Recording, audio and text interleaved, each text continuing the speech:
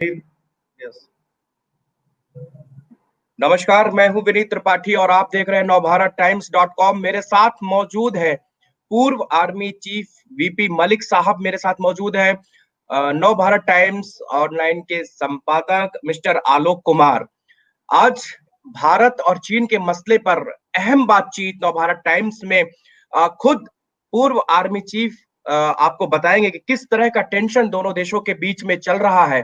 चीन ईस्टर्न लद्दाख में जिस तरह की हरकतें कर रहा है, एलएसी में जिस तरह की हरकतें कर रहा है, उसने पिछले 2 दिन में अपना दायरा और बढ़ाने की कोशिश की है। कई दौर की कूटनीतिक बात हो चाहे सैन्य वार्ता हो, दोनों चल रही है, लेकिन बावजूद उसके कोई हल निकलने के लिए अभी तक राजी नहीं है। और वहीं 2 दिन पहले खबर आती है कि डोकलाम में हमने देखा है कि पिछले 2017-18 के बीच में डोकलाम में जिस तरह की गतिविधियां चीन ने की थी, उस तरह की गतिविधियां अब फिर चीन स्टार्ट कर रहा है। बड़ी बड़ी बिल्डिंग्स बनाना वहां पे शुरू कर रहा है, कंस्ट्रक्शन का काम शुरू कर रहा है। तो वीपी मलिक साहब, पहला सवाल मेरा आपसे कि क्या चीन का ये रवैया क्या चाहता है? आखिरकार चीन को क्यों नहीं वार्ता के जो पहलू होते हैं, जो डिसाइड करते हैं बड़े कमांडर इन चीफ, उस बात पे वो कायम नहीं रहता और बार बार ऐसी हरकतें कर रहा है जिससे दोनों देशों के बीच में तनाव बिल्कुल चरम पर पहुंच गया। नमस्कार विनीत और आलोक कुमार जी। मुझे लगता नहीं है कि चीन, जिसने अभी हमारा एरिया, कुछ एरिया ईस्टर्न लद्दाख में ऑक्युपाई किया है, वो उसको वेकेट करेगा या उसको खाली करेगा।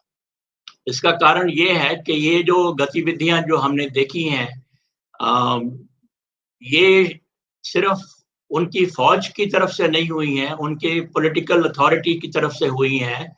और तभी जो एरिया उन्होंने कब्जे में कर लिया है, चाहे वो एलएसी जो उनकी अपनी वो समझते हैं, उनकी अपनी परसेप्शन की एलएसी है उस एरिया में, और कुछ जो हमारी परसेप्शन की एलएसी है उसके बीच के एरिया है, वो इस वक्त लगता है कि परमानेंट अपनी हाजिरी देना चाहता है, वहां पर रहना चाहता है। और ये उनका स्ट्रेटेजिक मुद्दा है, स्ट्रेटेजिक एम है। और इसलिए वो उसको ये बातचीत करता रहेगा, और बातचीत में अगर हुआ भी तो थोड़ा बहुत आगे पीछे हमको भी हटाने की कोशिश करेगा। लेकिन जिस तरीके से ये कार्रवाई हो रही है, उम्मीद कम है कि वो उस एरिया को छोड़ के वापस जाएगा, या जिसको हम कहते हैं स्टेटस को एंटी अप्रैल 2020 का, उसमें जाने की उम्मीद कम लगती है। जी, तो वीपी मलिक साहब, जनरल ये साहब, एक सवाल मेरी तरफ से है कि जब हम कहते हैं कि our military is now ready for a long haul, तो इसका एक मतलब निकाला जाता है कि इन सर्दियों में शायद दोनों देशों की सीमाएं मुस्तैदी से एक दूसरे की ओर आंख दिखाएंगी और वहां तैनात रहेंगी। चूंकि आप करगिल के समय भी आपने देखा है, उस हाई एल्टीट्यूड वारफेयर के बारे में आपको पता है। ऐसे में आपको क्या लगता है कि क्या वाकई ये लंबा चलने वाला है? ये साइकोलॉजिकल वारफेयर अब उसमें तब्दील हो चुका है, या सीमा पर एक्चुअल स्कर्मिशेस का खतरा अभी भी बना हुआ है? जनरल साहब, ये आपकी जो बातें हैं दोनों सही हैं। पहली बात तो ये है कि इसमें कोई शक नहीं कि जिस तरीके से बातचीत चल रही है ये चलता रहेगा। और जैसा कि मैंने पहले बताया कि उम्मीद जल्दी इस चीज का हल पाने की उम्मीद कम है, तो इसलिए we have to be prepared for long haul, and that includes winter, उसमें कोई शक नहीं है। और जैसा कि मैंने सुना है या पता किया है, तो ये वहां पर विंटर में रहने की जो कार्रवाई है वो हम कर रहे हैं, उसका बंदोबस्त कर रहे हैं।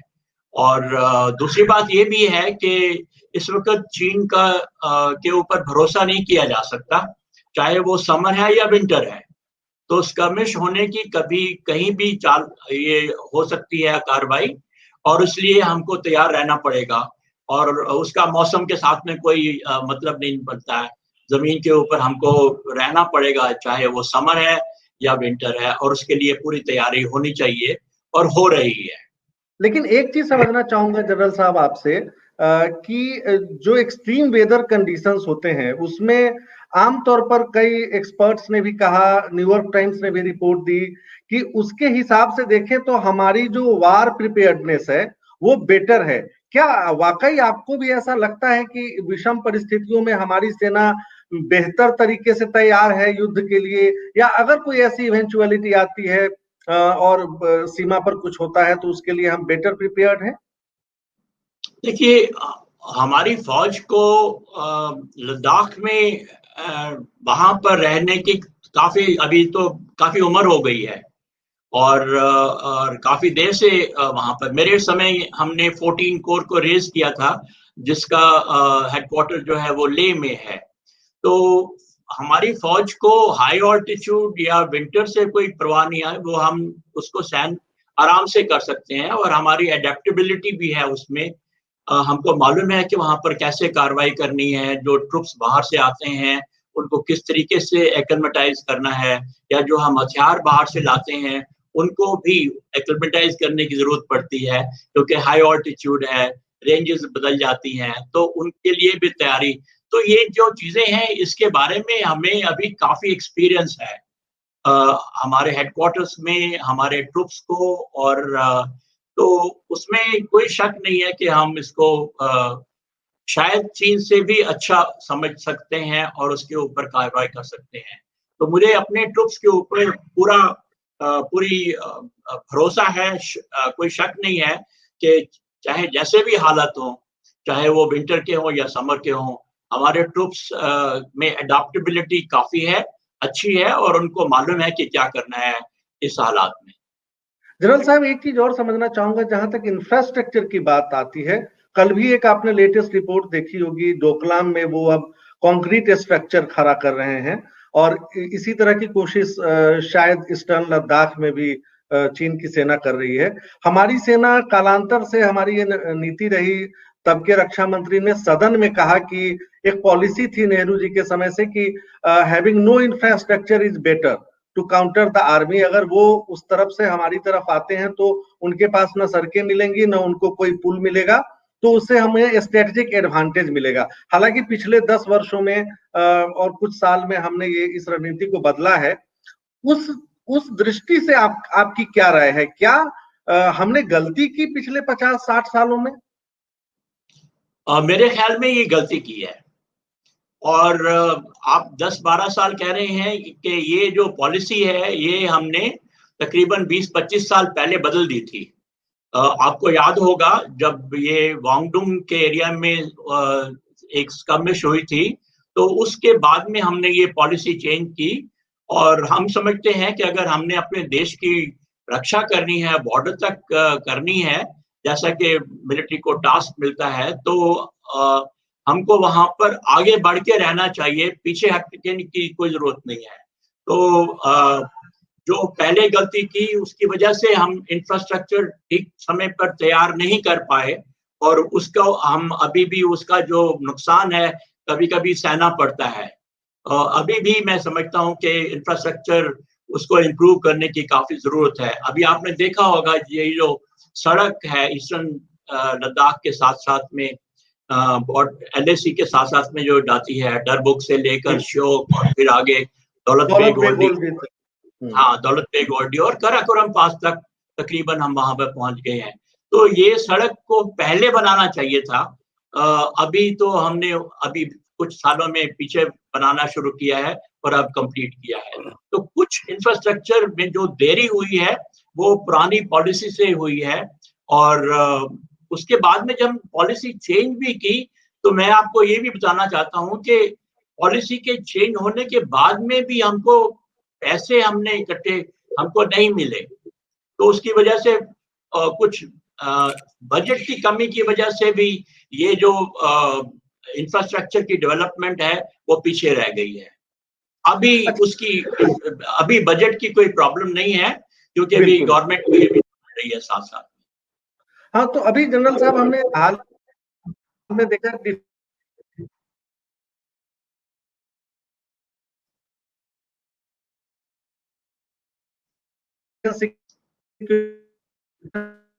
आपकी आवाज ठीक नहीं आ रही।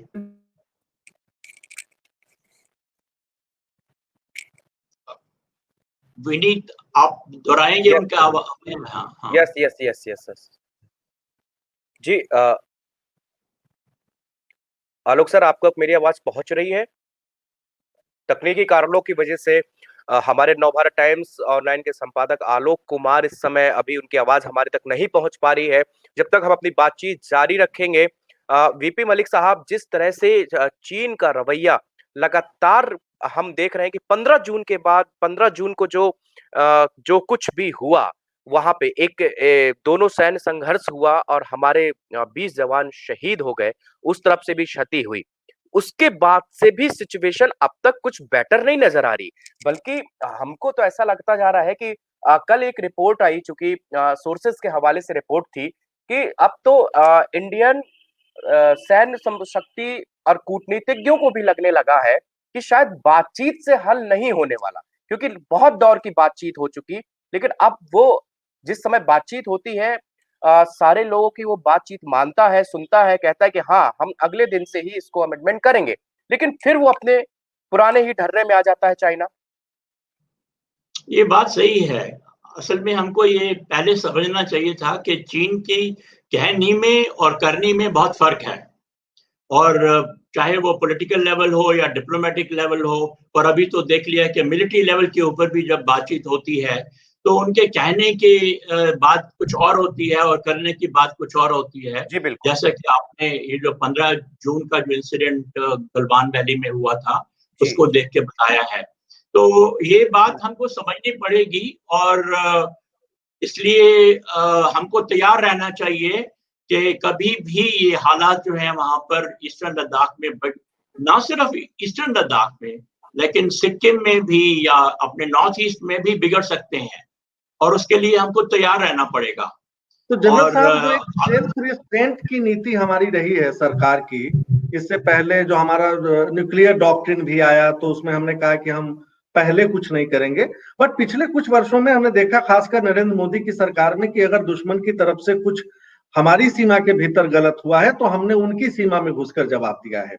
तो ये जो चीन के साथ एक परसेप्शन भी अलग तरह का था कि हमारी नीति पाकिस्तान के खिलाफ तो काफी एग्रेसिव होती है, चीन के साथ ऐसा नहीं होता है, और उसमें पॉलिटिकल पार्टीज भी टीज किया करती थी। लेकिन एक जो रिजॉल्व दिखा है, पॉलिटिकल रिजॉल्व, आपको क्या लगता है ये कितना इंपॉर्टेंट है? और क्या अगर चीन नहीं मानता है, चीन की सेना वहां से पीछे नहीं हटती है, तो हमारे पास क्या ये विकल्प है कि हम पेंगोंग लेक के पास जो फिंगर 4 तक वो आ गए हैं, उनको पीछे धकेलने के लिए हम प्रोएक्टिव होकर कुछ कदम उठाएं? देखिए, इसमें कोई शक नहीं है कि 2014 से हमारी जो नीति है वो काफी बदलाव आ गया है।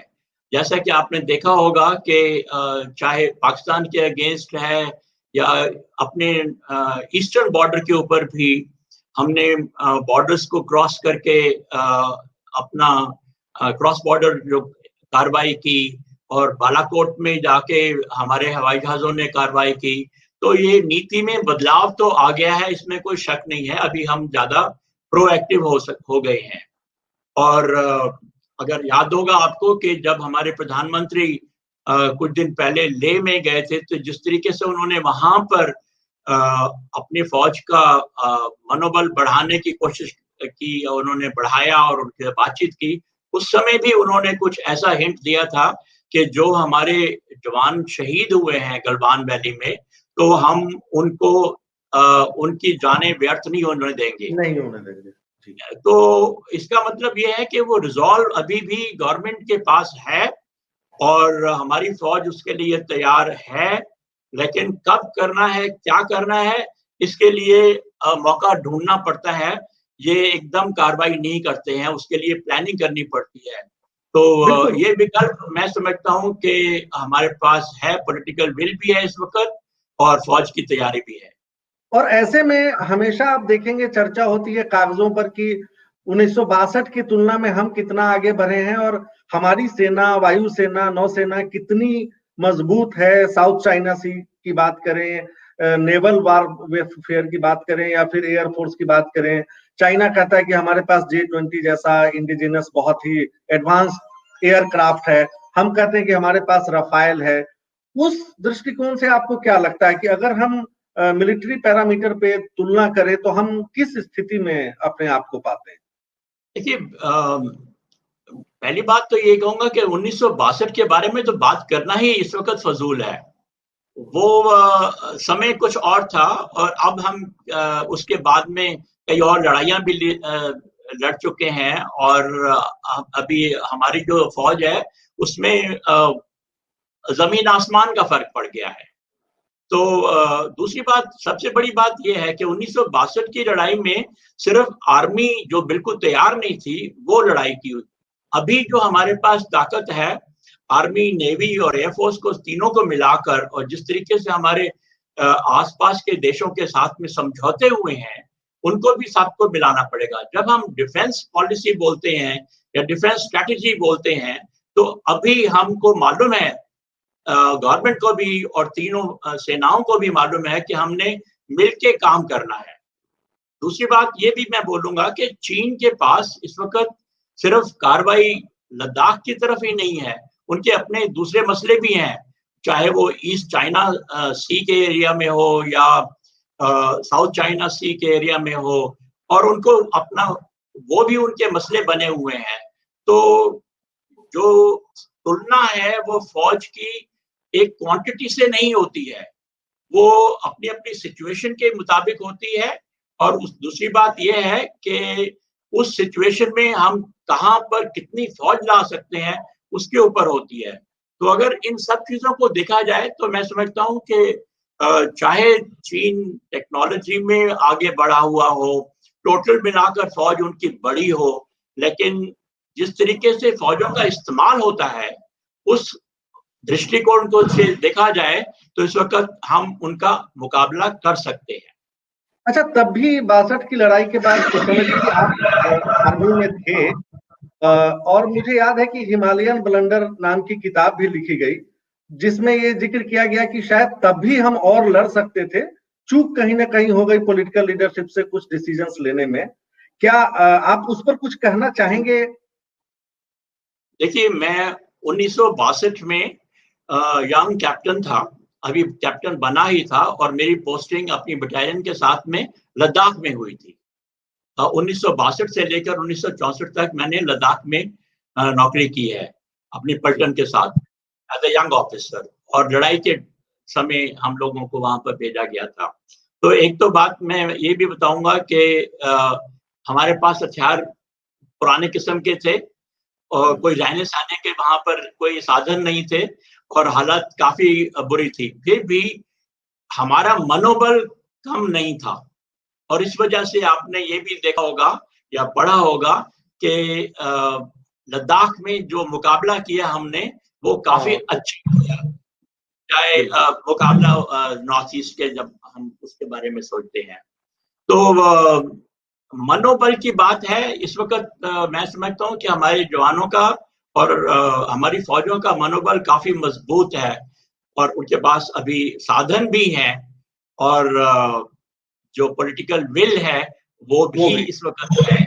तो काफी फर्क पड़ गया है उन नीति की। सबसे कमजोरी बात 1962 में थी कि फौज को 1962 के 3-4 साल पहले उनकी स्ट्रेंथ रिड्यूस कर दी, उनकी जो नंबर है उसको नीचे गिरा दिया था। किसी ने सोचा नहीं कि हमको ऐसा मुकाबला कभी करना पड़ेगा और ना ही उसकी तैयारी की।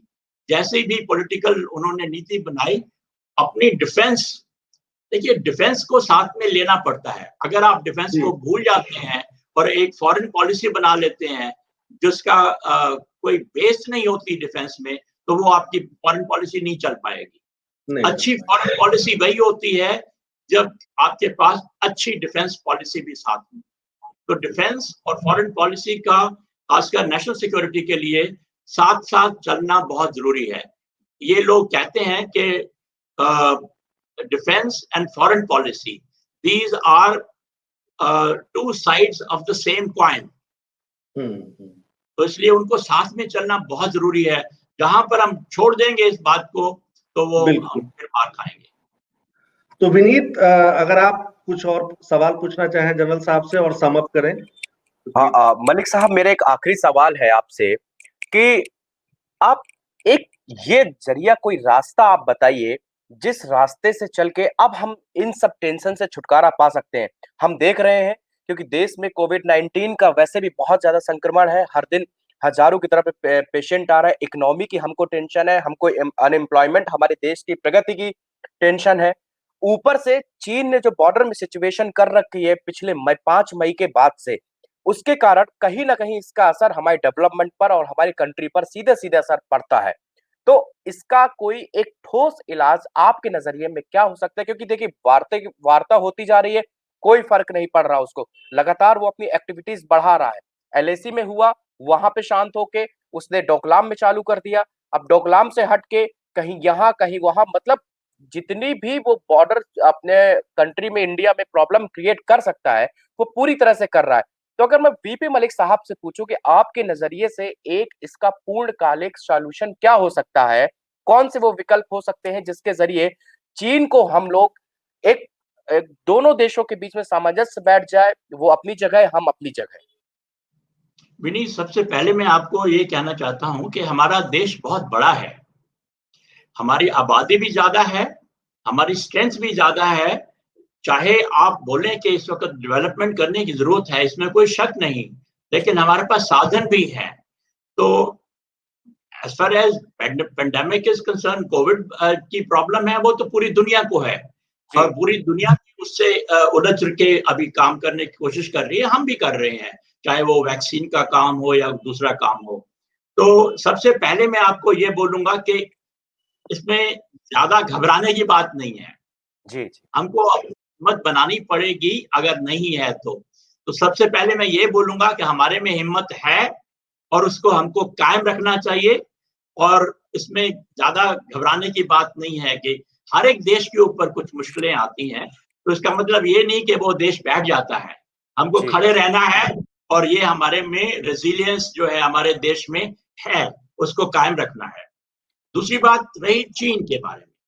अभी कई सालों के बाद हम देखते आए हैं कि चीन की कार्रवाई कैसे रही है। अब मैं समझता हूं कि हमारे जो पॉलिटिकल लीडरशिप है उनको भी समझ आ गई है कि चीन के कहने में और करने में बहुत फर्क आ गया है। और इसलिए अभी आपने देखा होगा कि जो हमारी पॉलिसी रही है चीन के खिलाफ, उस पॉलिसी में बदलाव आ गया है और अभी भी हम बदलते जा रहे हैं। चाहे वो चीन की इंपोर्ट को बंद करना हो या चीन के जो यहाँ पर कार्रवाई होती है, भारतवर्ष में जो मिलाप थे उनके ऊपर नजर रखना हो, और या फिर अपने जो दूसरे मित्र हैं डेमोक्रेटिक नेशंस हैं उनके साथ मिलकर आगे बढ़ना है। तो वो चीन की तरफ की जो पॉलिसी है वो बदल रही है, तो वो सही कदम है इस वक्त चीन को देखते हुए। बाकी ये जो छुटपुट घटनाएं हैं एलएसी के ऊपर, थोड़ी बहुत बढ़ भी सकती हैं, इसके बारे में ज्यादा फिक्र करने की बात नहीं है। मैं समझता हूँ कि पेंडेमिक वाली जो प्रॉब्लम है वो बड़ी है और बाकी चीजें हैं इनको संभाल लेंगे और हमारे में शक्ति है। तो मेरा जो ये सवाल था वो बीजिंग में जो इंडियन एम्बेसडर विक्रम मिस्री ने जो चीज कही, उन्होंने कहा कि भारत जब इंडिपेंडेंस डे का राष्ट्रपति का संबोधन हिंदुस्तान में होता है, उसके बाद में वो वहां पे बीजिंग में संबोधित करते हैं भारतीय समुदाय को, तब वो कहता है कि भारत दोहरी विपदा से इस समय बीत रहा है, गुजर रहे हैं, वो चाहे चीन के लोग हों, चीन में रहने वाले भारतीय हों या हिंदुस्तान में रहने वाले भारतीय हों, उनके ऊपर दोहरी, एक तो कोविड-19 जिससे पूरी दुनिया त्रस्त है, ऊपर से ये एलएसी पर जो चल रहा है इसने हमारा काफी नुकसान किया है। तो ये उनके जो बयान था, तो कि इंडियन एम्बेसडर अगर कहता है तो मलिक साहब उसमें चिंता करना जायज बन जाता है। देखिए, एक डिप्लोमेट का काम यही होता है कि शांति बनी रहे और वो नहीं चाहते कि जो कार्रवाइयां इस वक्त एलएसी पर हो रही हैं कि वो लड़ाई में बदल जाएं। आफ्टर ऑल उनका काम तो यही है कि शांति रखना दोनों देशों के साथ में। तो वो अपनी तरफ से समझा रहे हैं चीनियों को कि देखिए कोई जरूरत नहीं है, इसको शांति को भंग करने की आप कोशिश मत करिए, और जो अभी आपने कार्रवाई की है उसके ऊपर let us go back to status quo ante of April 2020। तो ये वो अपना काम कर रहे हैं। वहां पर बैठे हुए उनका ये कहना सही है, लेकिन इसका मतलब ये नहीं है कि जो उन्होंने बोला है उसमें उसकी वो कोई कमजोरी नहीं दिखाता है हमारी तरफ से, और उसके बारे में उसको कमजोरी नहीं समझना चाहिए। आलोक सर,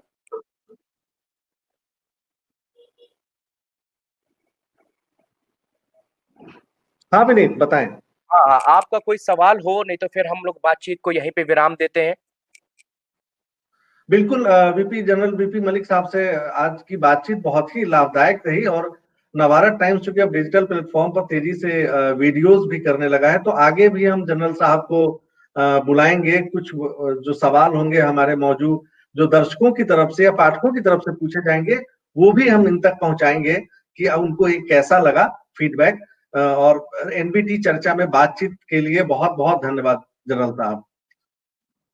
धन्यवाद आलोक, और धन्यवाद विनीत। मुझे भी अच्छा लगा आपसे बातचीत करने पर मैं आखिर में यही कहूंगा कि ऐसे जो हालात बने हैं इस वक्त भारतवर्ष में, हमको किसी को भी घबराने की जरूरत नहीं है, और सरकार में और हमारे देशवासियों में इस वक्त हिम्मत है, और हम चाहे कोई भी विपदा हो उसका मुकाबला करने के लिए तैयार रहते हैं, तैयार रहेंगे। जी, बहुत बहुत शुक्रिया मलिक साहब, नवभारत टाइम्स को अपना कीमती वक्त देने के लिए। और आगे भी भारत चीन के मसले पर हम आपसे लगातार अपडेट करते रहेंगे। और आप जो ये जानकारी है, और आपको एक लंबा अनुभव है सैन्य शक्ति का, और आपने करगिल के समय जो देश का नेतृत्व किया, देश की सेना का, आज भी वो गौरवपूर्ण याद आता है, तो सभी भारतीयों को गर्व होता है। तो हम अक्सर आपसे इसी भारत चीन का जो मसला है या किसी भी सैन्य से संबंधित टॉपिक पर आपसे बातचीत हमेशा करते रहेंगे। और एक बार फिर मैं आपका बहुत बहुत शुक्रिया अदा करता हूं नवभारत टाइम्स को अपना कीमती वक्त समय देने के लिए सर। धन्यवाद।